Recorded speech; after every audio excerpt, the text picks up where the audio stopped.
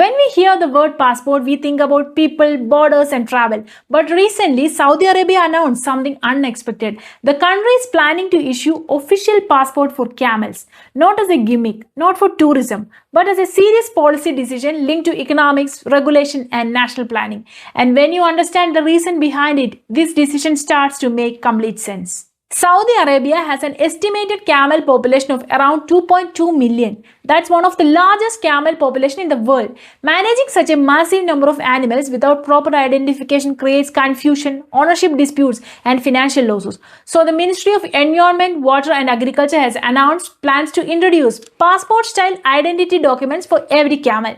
This system is still being planned. It has not been launched yet, but the goal is to build a reliable national database for the entire sector. These passports are not travel documents, they are identity records. Each camel will get a unique number and a microchip. Details like breed, age, color, place of birth, and the ownership will be officially recorded.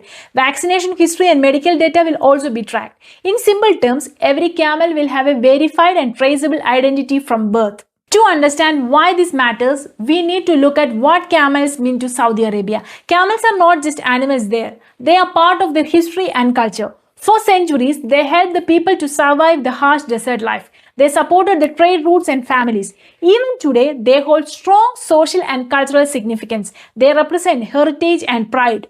But there is also a powerful economic side. Camels are part of high-value industry. There are professional breeding farms, there are racing events, there is milk production, and there are auctions and trading markets. There are beauty contests that attract investments worth hundreds of thousands of dollars. Some elite camels are sold for extremely high prices. For many owners, this is serious business and livelihood.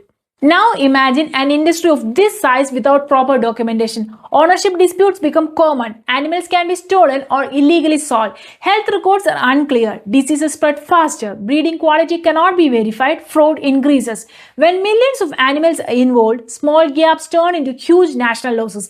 This lack of structure slows down the economic growth and creates mistrust. This is exactly why Saudi Arabia is planning the passport system. A central database will record the life cycle of every camel. Buying and selling will become transparent. Movement can be tracked. Medical history can be verified. Productivity can improve. Sector efficiency can improve. And illegal practices linked to high-value trading and competitions can be reduced. What looks like simple document actually modernizes the entire industry. What makes this decision interesting is the balance between tradition and technology. Saudi Arabia is not replacing its heritage. It is protecting it with better systems. A century-old cultural animal is now being managed with data and accountability.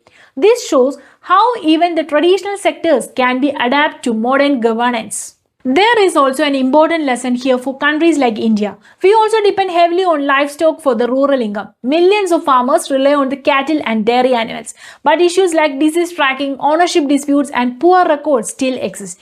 Better identification systems and centralized databases could protect the farmers and improve the productivity. Sometimes progress is not about big invention. It's about organizing what really exists. So, when you hear that Saudi Arabia is planning passports for camels, understand the deeper meaning. It is not strange or symbolic. It is smart administrative reform to regulate the ownership, improve breeding, increase productivity, and curb the illegal practices in billion-dollar sector. It is a reminder that small systems can create big impact.